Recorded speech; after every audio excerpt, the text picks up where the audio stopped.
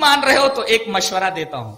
حسد میں تو میں تمہارے ساتھ ہی ہوں, لیکن ایک ناحیے سے میں تم سے الگ ہوں, اس لیے کہ تم اس منفی رویے اور منفی جذبے کو اتنا انکریز کر رہے ہو کہ معاملہ قتل تک پہنچ جا رہا ہے. لیکن میں بھی منفی جذبہ رکھ رہا ہوں, حسد رکھ رہا ہوں, مگر میں اس رویے کا قائل نہیں ہوں, اس بیہیویئر کا قائل نہیں ہوں جس کو تم قائل ہو.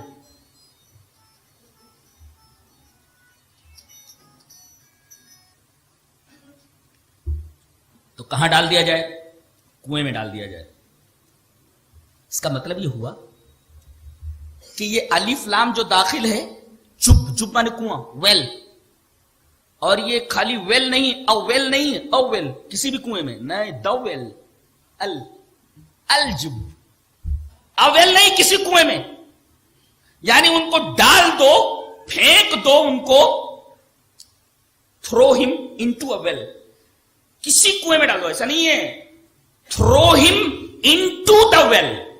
یہ دا ویل اور اویل کا فرق سمجھ میں آیا؟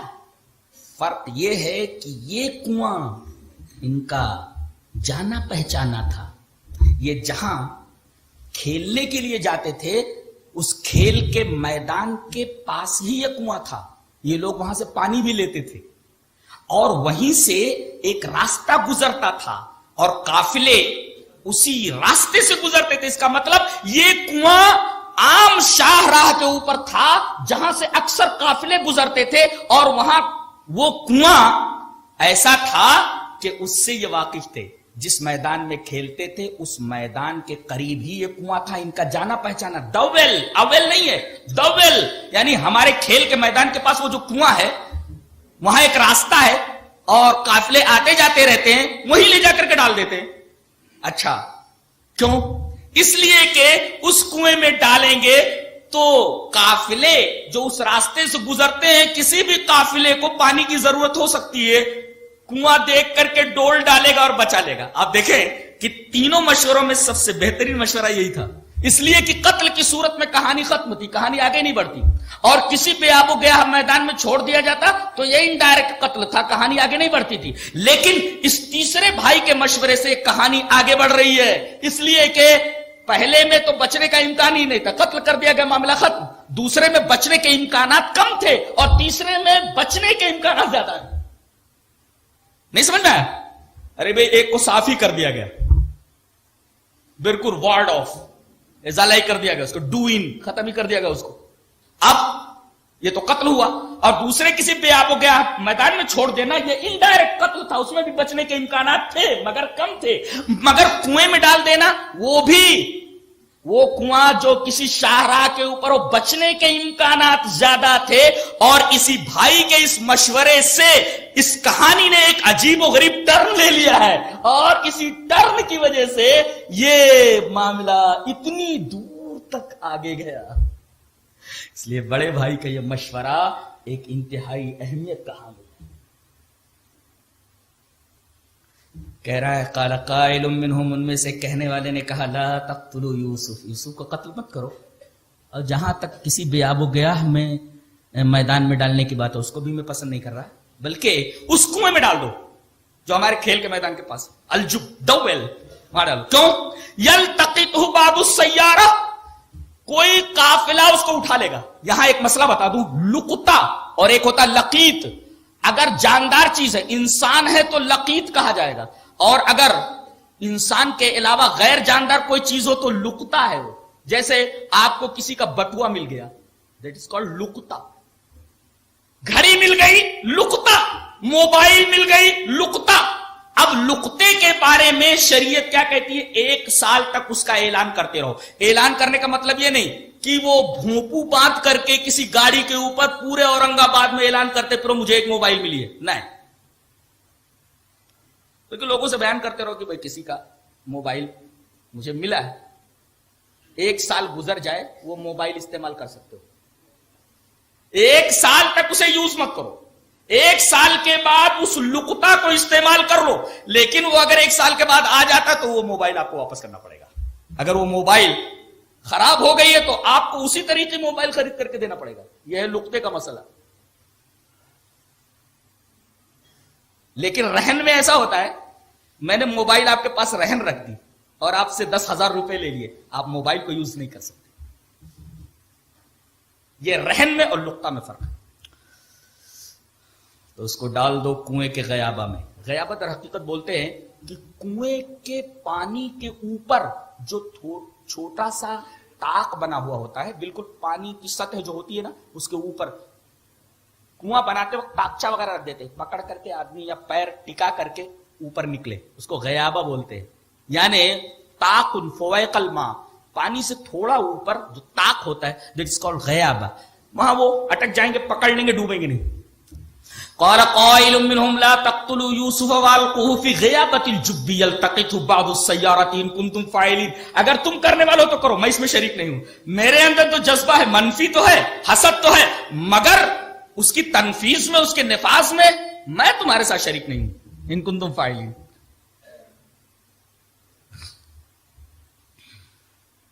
یہ مشورہ ہو گیا.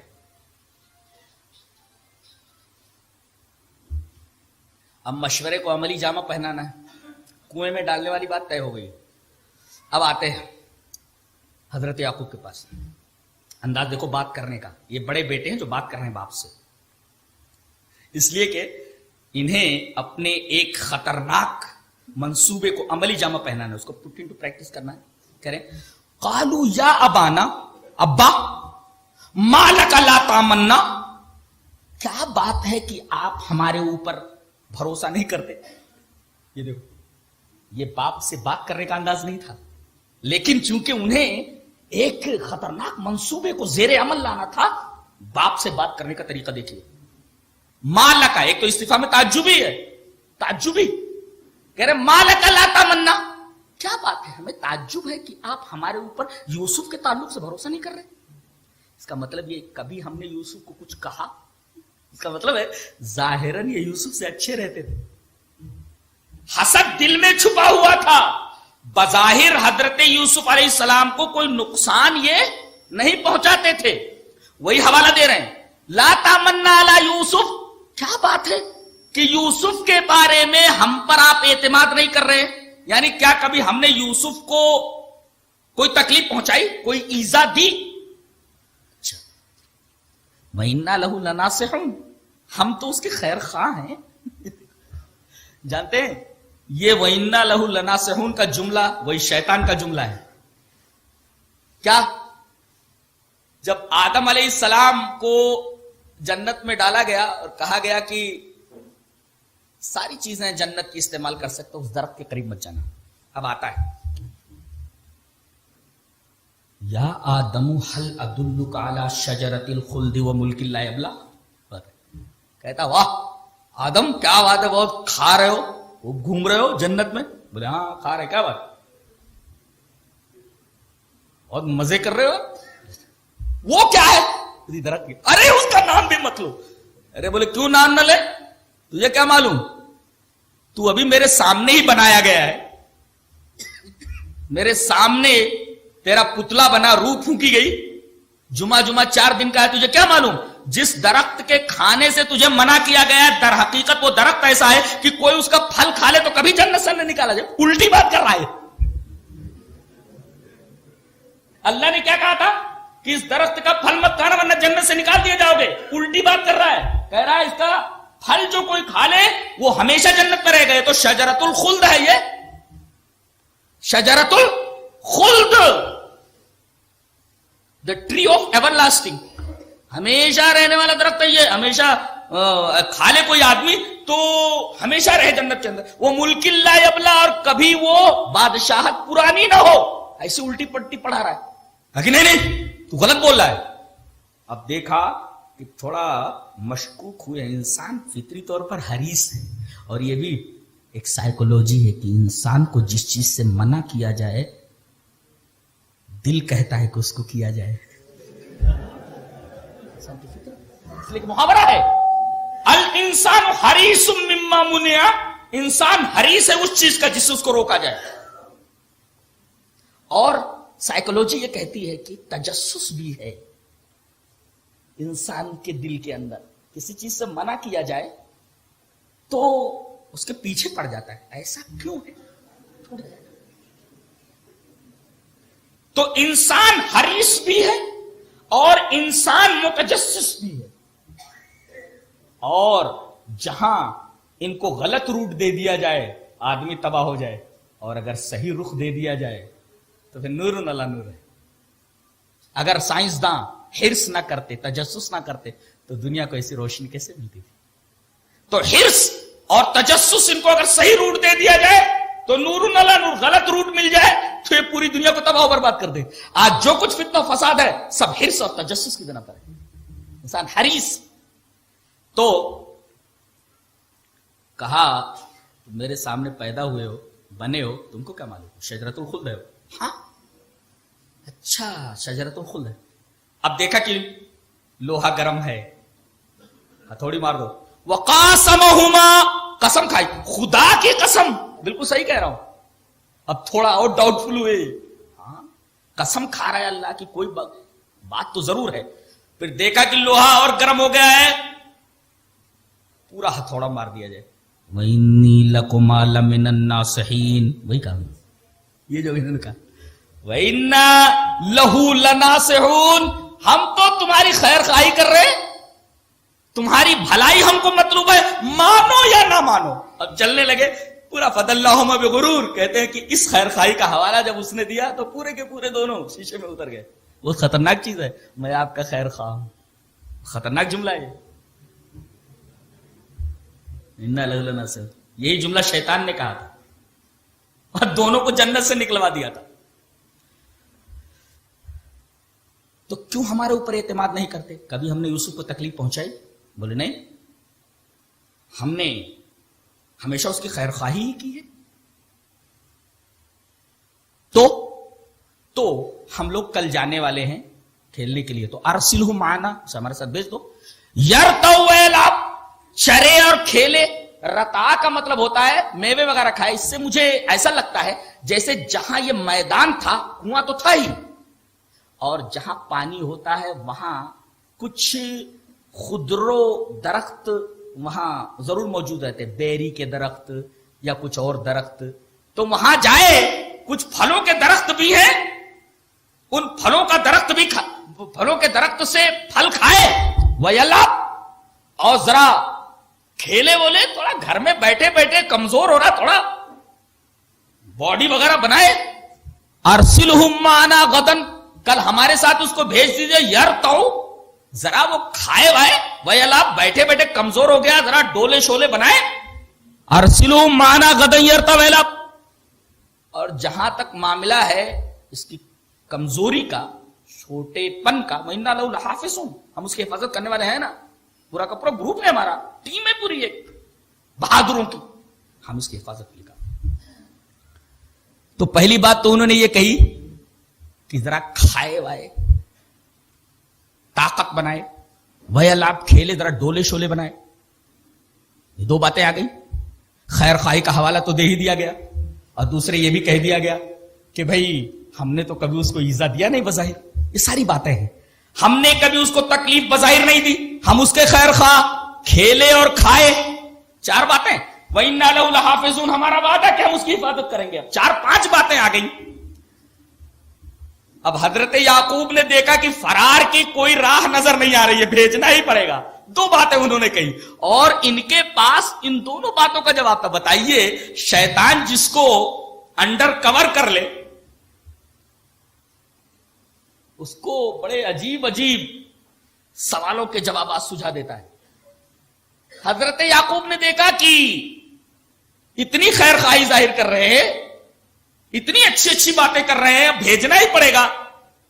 انہوں نے آخری حربہ استعمال کیا، کہا بھیجنا تو چاہ رہا ہوں میں، لیکن دو باتیں میرے پیش نظر ہیں. کہا کہ کیا؟ قال انی لیحزننی ان تذهبوا به، اس کا جدا ہونا یہ میرے لیے سوہانے روح ہے. میں نہیں چاہتا کہ مجھ سے جدا ہو ایک لمحے کے لیے بھی، میں اتنی محبت کرتا ہوں اس سے. اس کی جدائی مجھے غمگین کر دے گی. وہ جدا ہو جائے گا تو میرا دل کوڑھے گا اس کے لیے، اس وجہ سے میں بھیجنا نہیں چاہ رہا. ایک وجہ یہ واخاف ان یاکلہ الذئب، بھیج دوں، ڈر لگتا ہے کہ جہاں لے جا رہے ہو وہاں پورا کا پورا ایریا، وَإِنَّ أَرَاضِيهِمْ كَانَتْ كَثِيرَةٌ بِالذِّئَابِ كَانَتْ مُخْتَصَّةً بِالذِّئَابِ، وہ تو پورا بھیڑیوں سے ولف سے بھری ہوئی زمین ہے، کہیں ایسا نہ ہو کہ میرے اس بچے کو بھیڑیا کھا جائے۔ تو دو باتیں انہوں نے پیش کی، بچے کو لے جا رہے ہو، کبھی مجھ سے جدا نہیں ہوا، میرے کلیجے کے ٹکڑے کو فلزت و کبدی، میرے کلیجے کے ٹکڑے کو لے جا رہے ہو، میں اس کی جدائی کیسے برداشت کروں گا؟ اس کی جدائی مجھے غمگین کر دے گی، حزن میں مبتلا کر دے گی۔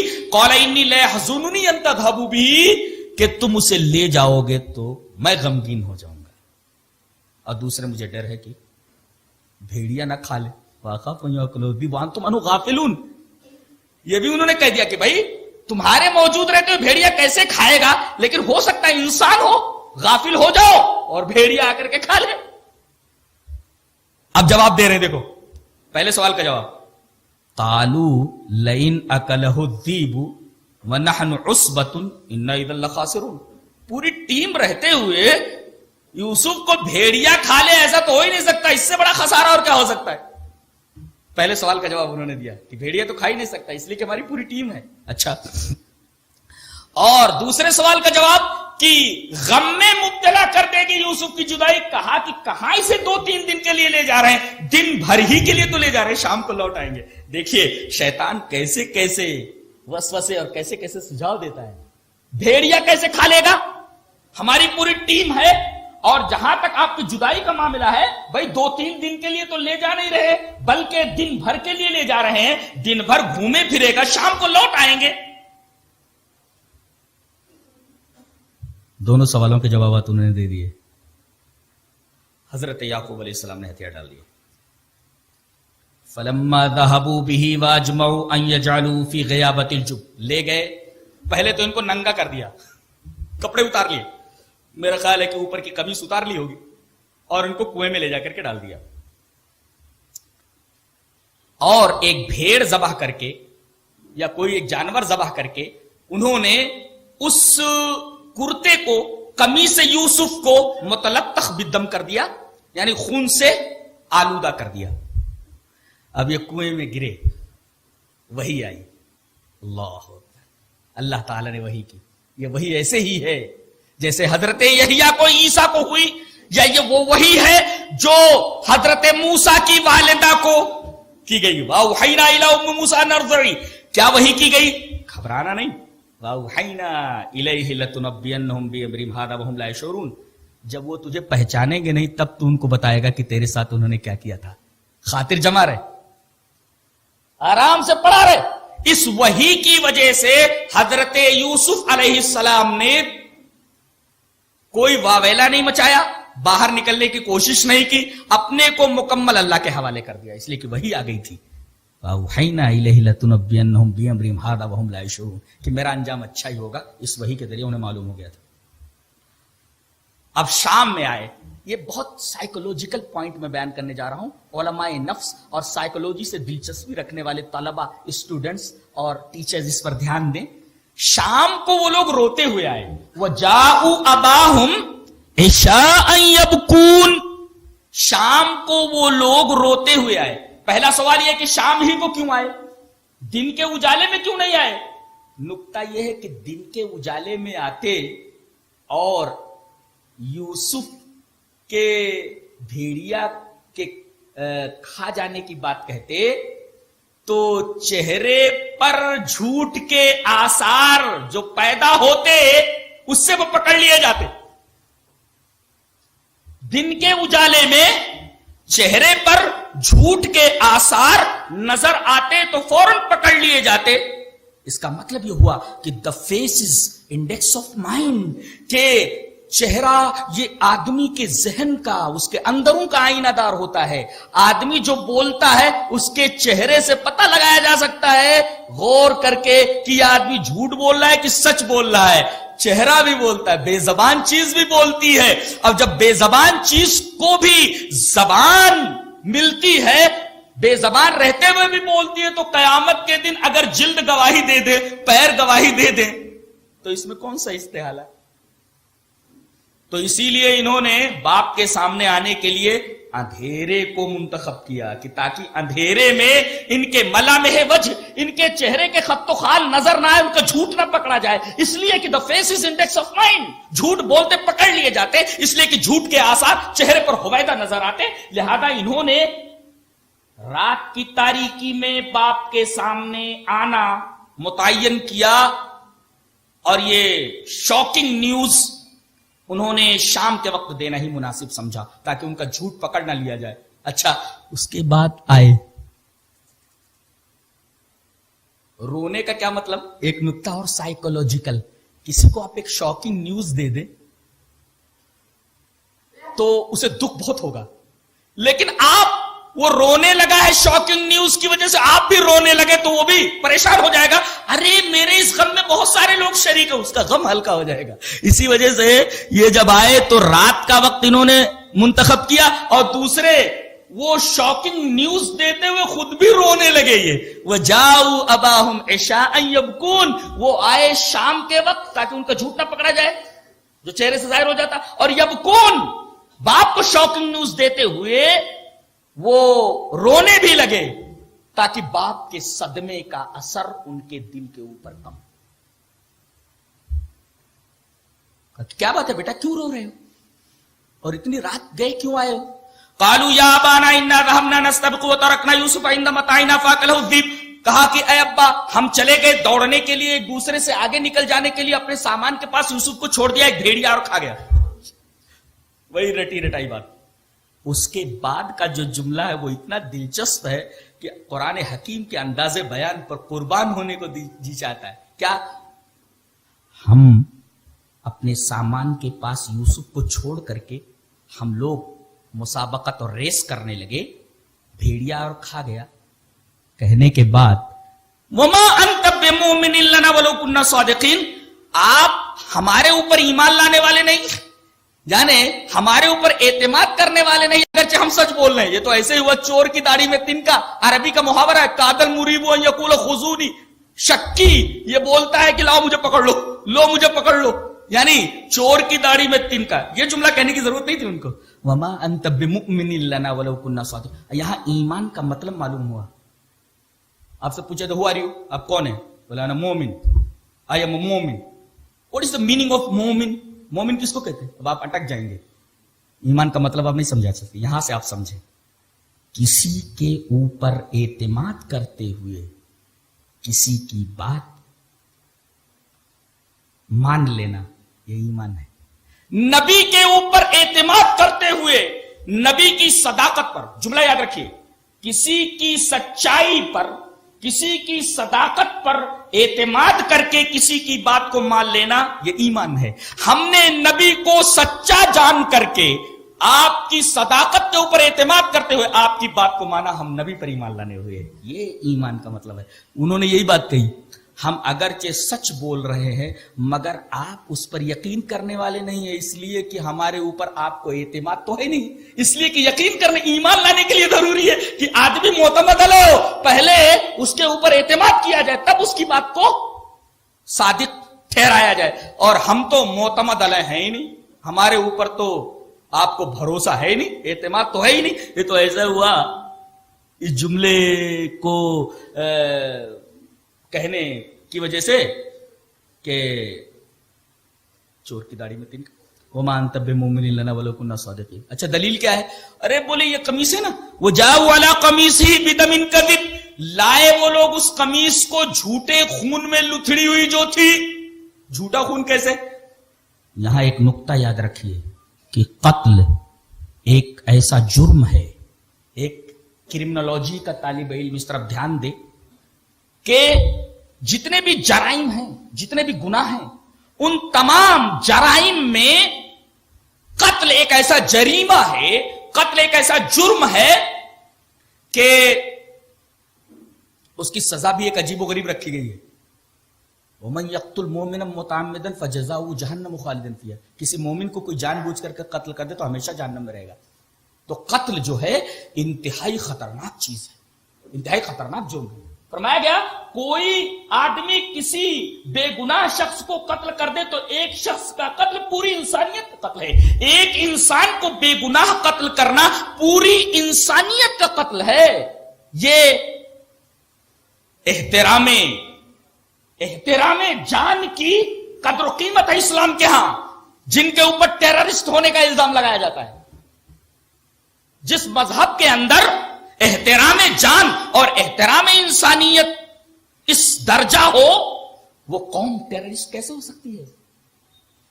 جس کے مذہب کا ایک اصول ہے کہ ایک انسان کا بلا وجہ قتل پوری انسانیت کا قتل ہے، ایسے مذہب کے ماننے والوں کو ٹیررسٹ کہہ دینا دعویٰ بے دلیل ہے. اور قتل ایک ایسا جرم ہے کہ قاتل کتنی بھی احتیاط برتے. نقطہ یاد رکھیے، کرمنالوجی کا طالب علم اس پوائنٹ کو نوٹ کرے کہ قتل ایک ایسا گناہ ہے اور اللہ کے نزدیک اتنا مبغوض جرم ہے کہ قاتل قتل کے وقت کتنا ہی کیئرفل کیوں نہ ہو، کتنی ہی احتیاط نہ برتے، کوئی نہ کوئی کلو ایسا چھوڑ جاتا ہے جو کلو مفتش کو قاتل تک پہنچا کر ہی دم لیتا ہے. یہ بھی آئے بیچارے جھوٹا خون لگا کر کے قمیص کے اوپر، خون تو لگا لیا، کلو چھوڑ دیا انہوں نے. کیا قمیص پھٹی نہیں تھی؟ یہ کلو کہ اگر بھیڑیے نے کھایا تھا ٹھیک ہے، خون کا لگنا تو سمجھ میں آتا ہے کہ بھیڑیا کھا گیا، مگر تم نے یوسف کے ساتھ جو سلوک کیا وہ ظاہر ہو گیا کہ اگر بھیڑیے نے کھایا ہوتا تو خون کے ساتھ ساتھ کرتے میں شقوق ہوتے، پھٹن ہوتی. کرتا تو پھٹا نہیں ہے. تو قاتل کتنی بھی احتیاط کیوں نہ برتے، کوئی کلو چھوڑ جاتا ہے کہ مفتش اس کلو کا تتبع کرتے ہوئے قاتل تک ضرور پہنچ جاتا ہے. بہت گھناؤنا جرم ہے قتل. وَجَاءُوا عَلَىٰ قَمِيصِهِ بِدَمٍ كَذِبٍ، جھوٹے خون کے ساتھ قمیص لائے. یوسف علیہ السلام نے ان کے جھوٹ کو جان لیا. کہا کہ اتنا سارا وعدہ کرنے کے بعد، اور سب سے بڑی بات تو یہ کہہ رہے تھے کھیلے ہمارے ساتھ، اس کو سامان کے پاس چھوڑنے کی کیا ضرورت تھی؟ انہوں نے تو کہا تھا یلا ہمارے ساتھ کھیلے، تو اس کو اپنے ساتھ ریس کروانا چاہیے تھا نا. یوسف کو اپنے سامان کے پاس چھوڑ دینے کی کیا ضرورت تھی؟ یہ تو وعدے کے خلاف ہوا. ایک چیز یہ، اور دوسرے کوئی سائیکولوجی کا طالب علم یہ سمجھے کہ بکائے مستنا اور بکائے من القلب النابض من القلب، ایک ہوتا ہے مصنوعی رونا، بناوٹی رونا، اور ایک ہوتا ہے حقیقی رونا. یہ جو رو رہے تھے یہ بناوٹی رونا تھا. بناوٹی رونا ممتاز ہو جاتا ہے حقیقی رونے سے. اس سے بھی حضرت تاڑ گئے کہ یہ جھوٹ بول رہے ہیں.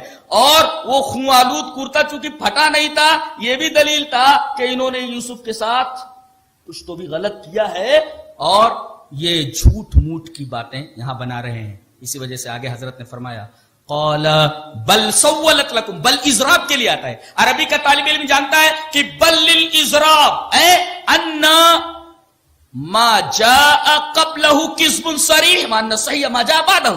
بل کہتا ہے کہ جو پہلے آیا وہ پورا جھوٹ تھا، اس کے بعد جو ہے وہ صحیح ہے.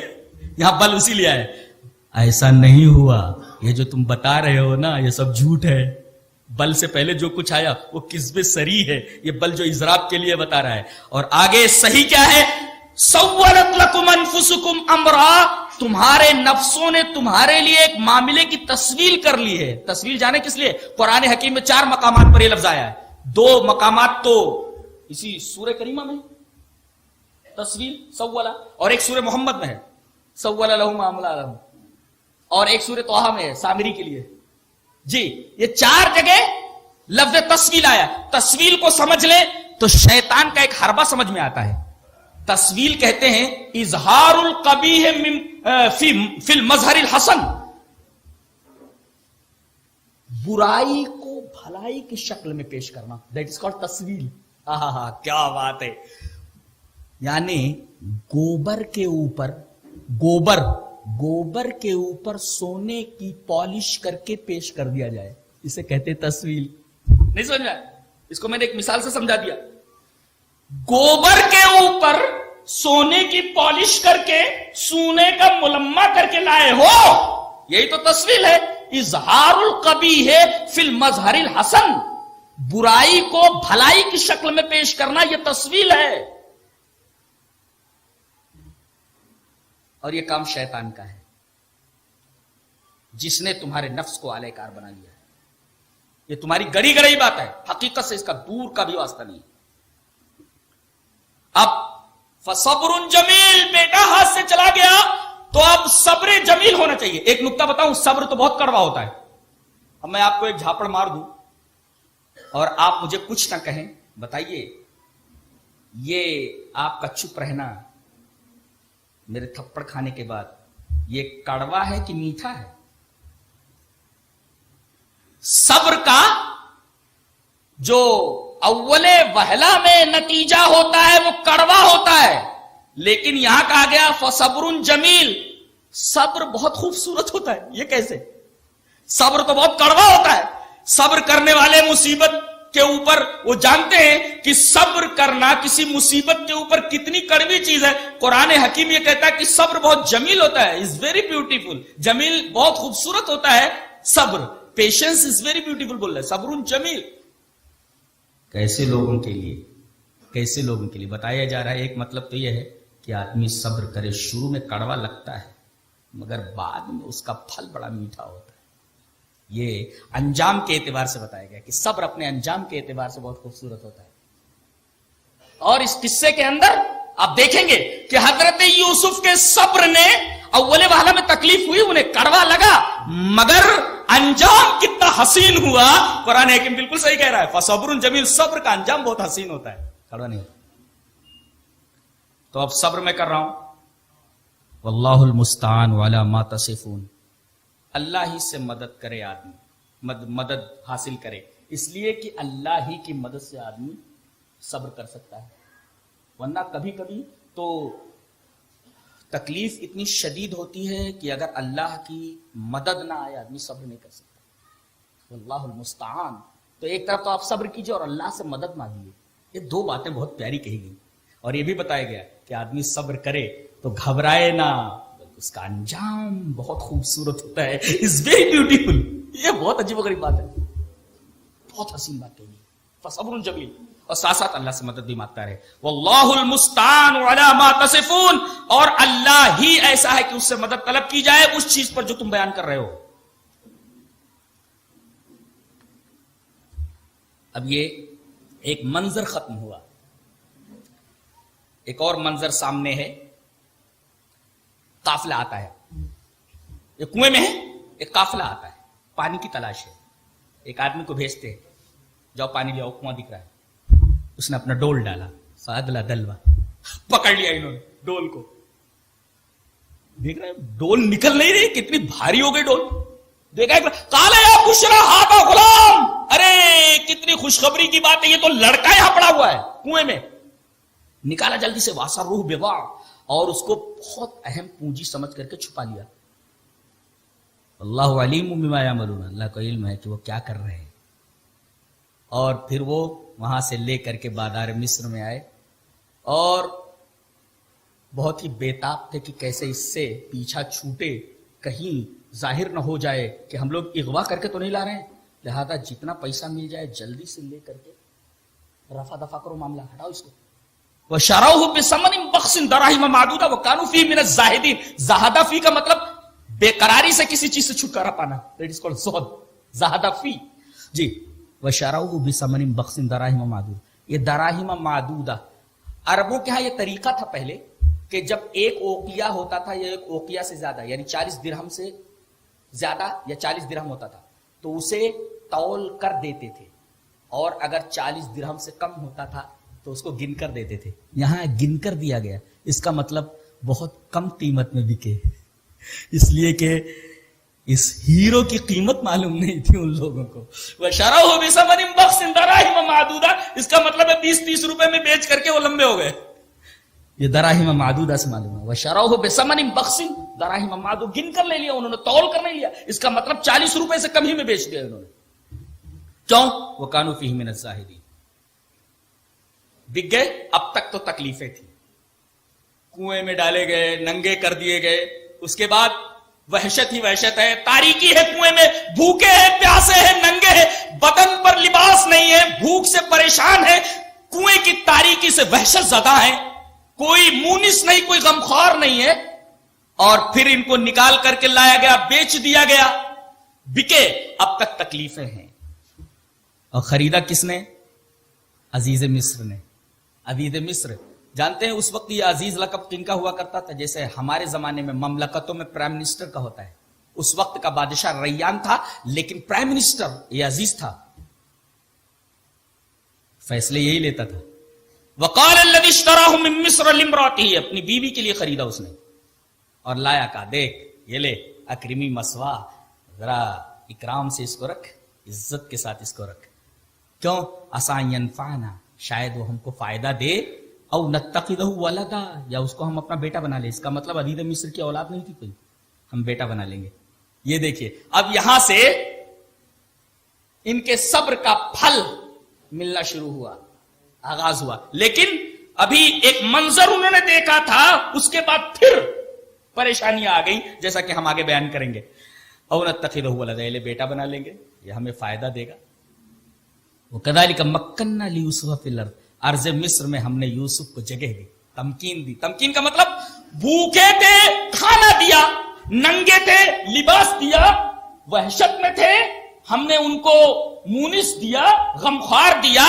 اسی طریقے سے بے امن و امان تھے، ہم نے ان کو امن و امان سے نوازا اور ان کے قدم جما دیے. وَكَذَلِكَ مَكَّنَّا لِيُوسُفَ فِي الْأَرْضِ وَلِنُعَلِّمَهُ مِن تَأْوِيلِ الْأَحَادِيثِ، اور ہم نے ان کو خواب کی تعبیر کا علم دیا.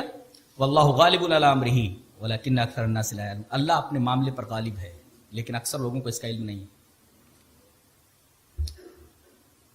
اب وہاں 12 سال کی عمر میں یہ پہنچے اور بہت حسین تھے. اس عورت کا دل صاف نہیں تھا. اس عورت کا دل نقیہ، طاہرہ، صافیہ، شفافہ، کالے دل کی تھی.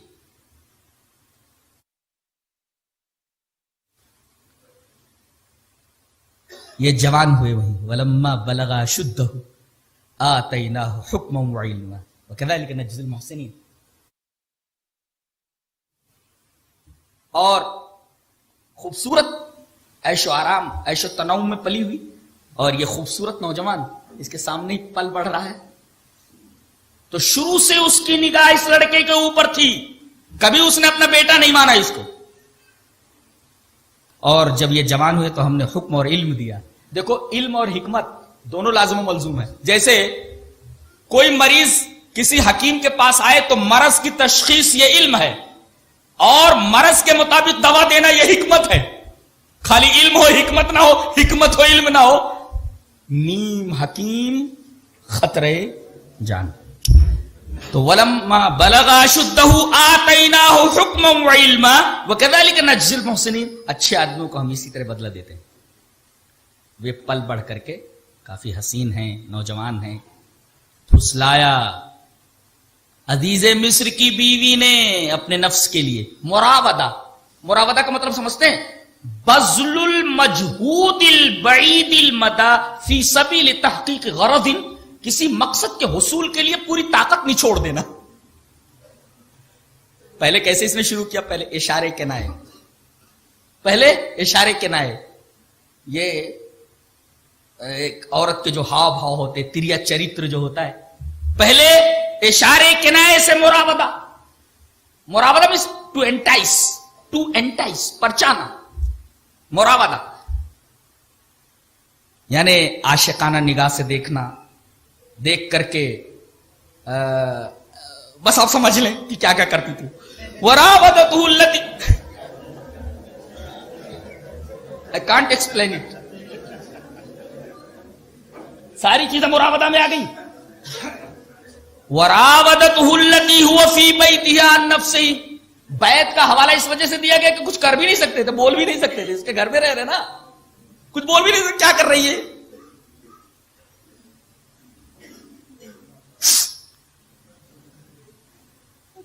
بس اشارے کنائے، تلمیحات.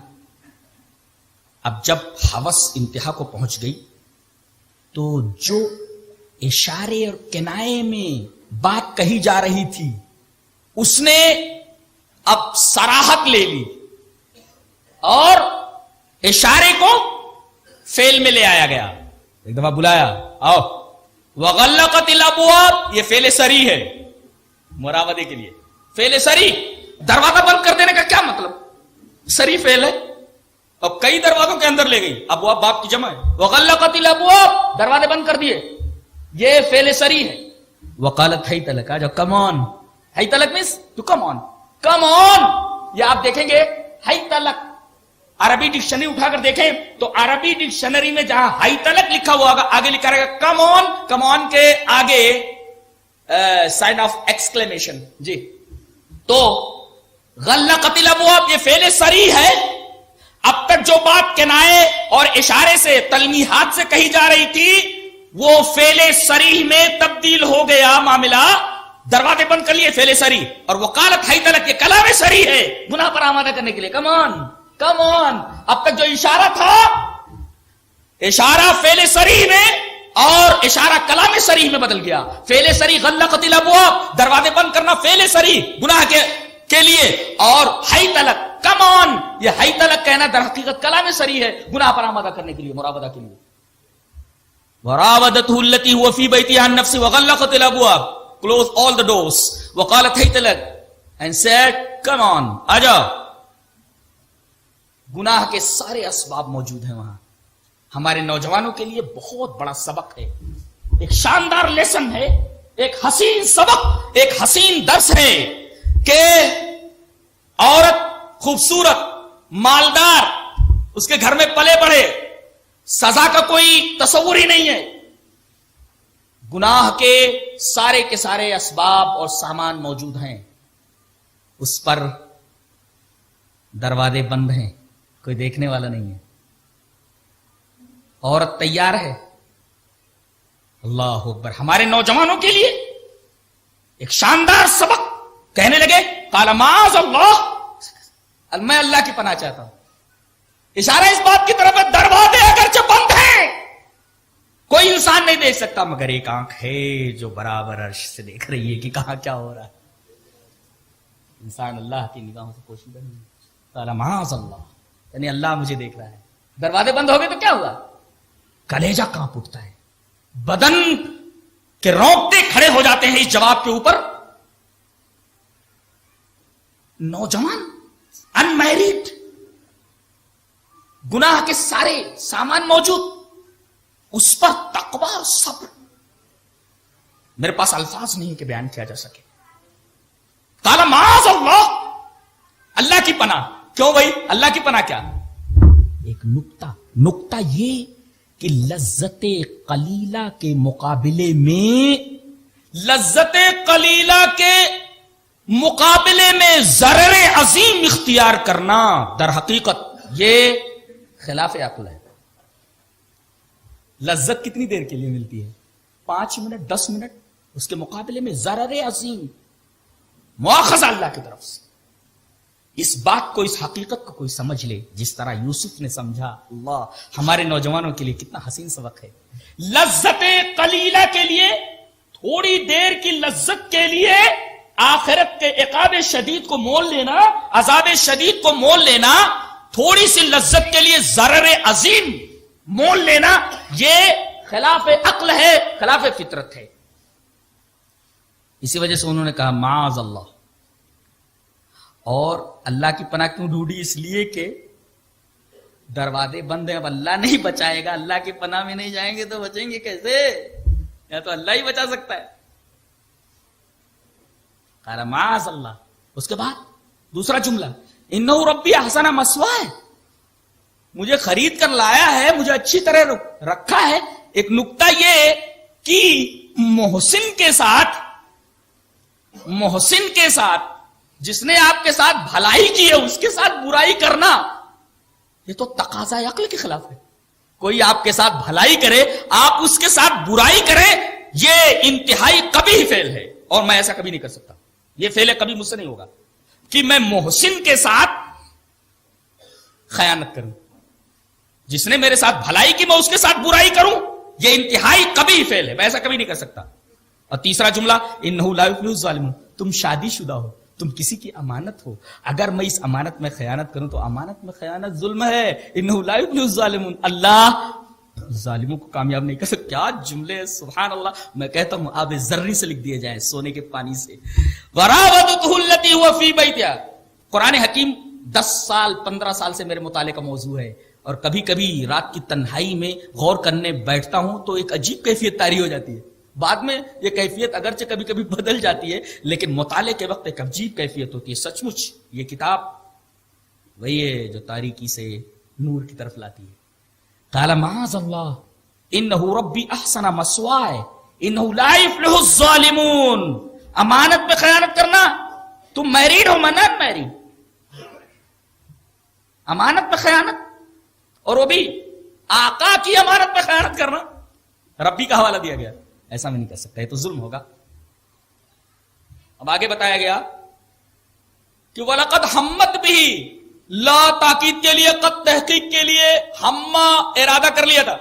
اس عورت نے، عزیز مصر کی بیوی نے، ہمت بہا، ہمت یا خالی نہیں، وَلَقَدْ حَمَّتْ بِهِ، پورا ارادہ کر لیا تھا گناہ کا کہ میں اس کو جانے نہیں دوں گی، گناہ پر آمادہ کر کے ہی چھوڑوں گی. اور آگے وَحَمَّ بِهَا لَوْلَا أَن رَأَىٰ بُرْهَانَ رَبِّي، وہ بھی ارادہ کر لیتے اگر اللہ کی دلیل نہ دیکھ لیتے. یعنی عزیز مصر کی بیوی کی طرف سے تو پورا ارادہ ہو گیا تھا، اور یہ ارادہ کر لیتے اگر رب کی برہان نہ دیکھ لیتے. نبی گناہ کا ارادہ کر سکتا ہے؟ یہ اس کی عصمت کے خلاف ہے؟ نہیں، عصمت کے خلاف نہیں ہے. مثلا آپ روزے سے ہیں، اب روزے کی حالت میں آپ کو پیاس لگی اور آپ نے پانی دیکھا، تو پانی دیکھنے کے بعد پانی پینے کی خواہش یہ روزے کو توڑ دے گی یا کوئی معیوب بات ہے، کوئی گناہ کی بات ہے؟ قطعاً نہیں. روزے کی حالت میں پانی دیکھ کر کے پانی پینے کی تمنا کرنا ایک غیر اختیاری چیز ہے، اس پر مواخذہ نہیں ہے. تو حضرت یوسف علیہ السلام اگر ارادہ کر لیتے تو یہ عزیز مصر کی بیوی کی طرف سے تو وہ اختیاری وسوسہ تھا، اختیاری، اور حضرت یوسف اگر کرتے تو غیر اختیاری تھا. لہذا دونوں کے ارادوں میں زمین اور آسمان کا فرق تھا. قابل مواخذہ تھا، قابل مواخذہ ہوتا، لیکن انہوں نے ارادہ نہیں کیا. ارادہ کر لیتے اگر رب کی برہان نہ دیکھتے. وہ رب کی دلیل کیا تھی؟ عام ہی رکھا جائے، پتہ نہیں کیا دیکھا، صراحتیں نہیں ہیں. لہذا قرآن حکیم نے اس برہان کو عام چھوڑا ہے، اس کی صراحت نہیں کی، لہذا اسے غیر صریح ہی چھوڑ دو. پتہ نہیں کون سی برہان تھی، اگر نہ دیکھ لیتے تو ارادہ کر لیتے.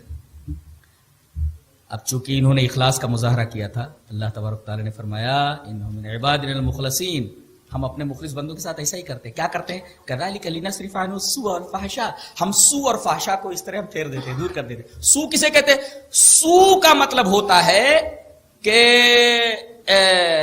الاستجابۃ النفسیہ للاغراء، کوئی اگر انٹائس کرے، گناہ پر آمادہ کرے تو دلی طور پر قبول کر لینا، اس کو کہتے ہیں سو.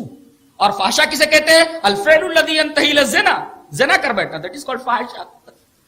تو کذالک لنصرف عنہ السوء والفحشاء انہ من عبادنا المخلصین، ہم اپنے مخلص بندوں کے ساتھ، خاص بندوں کا، مخلص خاص بندوں کے ساتھ، جو میرے خاص بندے ہوتے ان کے ساتھ ہم سوء اور فحشا کو دور کر دیتے ہیں. اب یہ بھاگے، معاذ اللہ تو کہہ دیا تھا.